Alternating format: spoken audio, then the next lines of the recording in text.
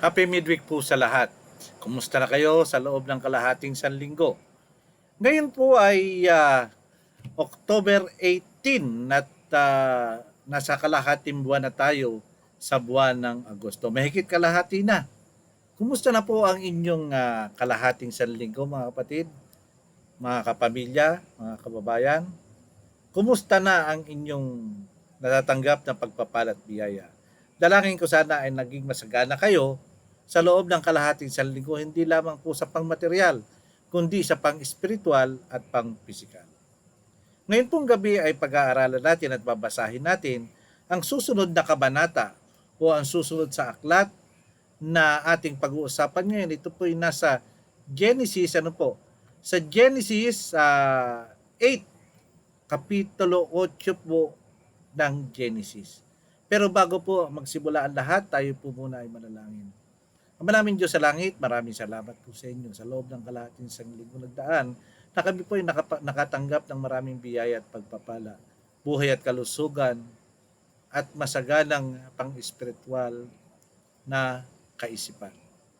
Sa gabi pong ito ay muli humihingi ng tawad sa aming mga kasalanang nagagawa. Patawad po sa lahat ng pagkukulang at pagkakasala namin. At nawa, Ama, kami po ay magkaroon ng katalinuhan kasama sa tulong na inyong banal na Espiritu upang kami po ay makaunawa sa aming babasahin. Salamat po sa pagkikinig nyo sa aming pangapanalangin at muli ito hinihiling po namin sa pangalan po ng aming Panginoong Yesus. Amen.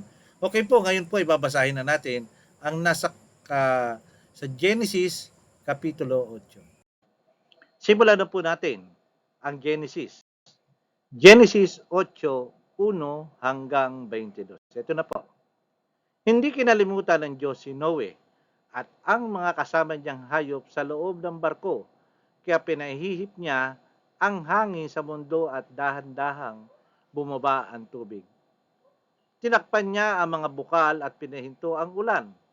Patuloy ang pagbaba ng tubig sa loob ng 150 araw. At nang ika-17 araw, ang ika-7 buwan, sumadsad ang barko sa bundok ng Ararat. Hindi po Arayat po, Ararat. Okay. Patuloy ang pagbaba ng tubig at ng unang araw ng ika-10 buwan, nakikita na ang mga tuktok ng mga bundok. Pagkalipas ng 40 araw mula ng panahon na nakita na ang mga tuktok ng bundok, binuksan ni Noe ang bintana ng barko at pinakawala ng isang uwak. At ang uwak na ito'y paritong lumipad hanggang sa patuloy na pagbaba ng tubig. Pinakawalan din ni Noe ang isang kalapati para malaman niya kung bumaba na ang tubig. Pero walang madapuan ang kalapati dahil natatakpan pa rin ng tubig ang buong mundo. Kaya bumalik na lamang ang kalapati kay Noe sa barko. Pinadapo ni Noe ang kalapati sa kamay niya at pinapasok sa barko. Pinalipas muna ni Noe ang 7 araw at muli niyang pinakawalan ang kalapati. Gabi na nang bumalik ang kalapati na may dalang sariwang dahon ng olibo sa kanyang tuka. Kaya nalaman ni Noe na bumaba na ang tubig. Kaya po nalaman ni Noe na bumaba ng tubig dahil ang olibo ay mababang puno lang po. So, ibig sabihin, pag mababa yung puno, bumaba na o kumati na yung tubig. Pinalipas muli ni Noe ang 7 araw pa, muli niyang pinakawalan ang kalapate pero hindi na ito bumalik. Ang ibig sabihin po, nagkaroon na ng kanlungan o pugad ang kalapate. Noong unang araw ng unang buwan, tuluyan na bumaba ang tubig. Si Noe ay 601 taong gulang na noon. Binuksan niya ang takip ng barko at nakita niya na tuyo na ang lupa.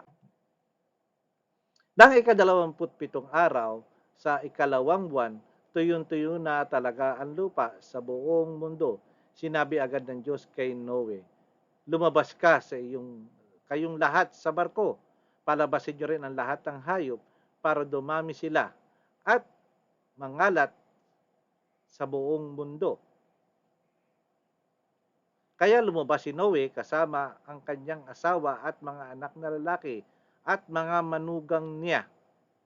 Lumabas din ang lahat ng hayop, mga lumalakad, lumilipad at gumagapang. Magkakasama sila ayon sa kani-kanyang uri. Ibig sabihin, kani-kanyang uri. Kung Kung leon, leon, kung tupak, tupak, kung ano, hindi po sila halo-halo. Biro nyo yung mga hayop sumusunod sa instruction ng Diyos. Gumawa ng altar si Noe para sa Panginoon. Pagkatapos kumuha siya ng isa sa bawat uri ng hayop na malinis, pati na rin ang bawat uri ng hibo na malinis at sinunog niya ito sa altar bilang handog sa Panginoon. Yan po ang paraan noon kung paano bibigyan pahalaga ang Diyos. Kailangan ng hayop na may buhay at hindi basta hayop, kundi ang sabi rito ay malinis na hayop. Nang maamoy ng Panginoon na mabangong samyo nito, sinabi niya sa kanyang sarili, hindi ko na muling susumpain ang lupa dahil sa ginawa ng tao. Kahit alam kong makasalanan ng tao, mula ng bata pa siya, hindi ko na talaga muling lilipulin ang lahat ng nabubuhay tulad ng aking ginawa noon. Habang nagpapatuloy ang mundo, may panahon ng magtanim at mag-ani, may taglamig at may tag-init, may tag-ulan at may tag-araw, at may araw at gabi. Diyan po nagsimula kung bakit tayo may ulan ngayon. Maganda yung istorya ni Noe. Siya po ay sumunod sa instruction ng Diyos.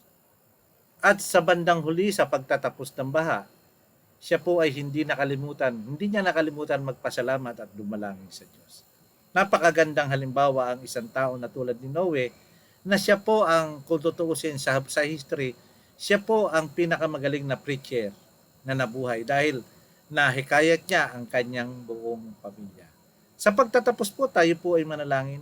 Amang Diyos sa langit, salamat po sa inyo. Salamat po sa napakagandang istorya sa buhay ni Noe. Dito po nagpapakita na mahal nyo ang mga taong sumusunod sa inyo.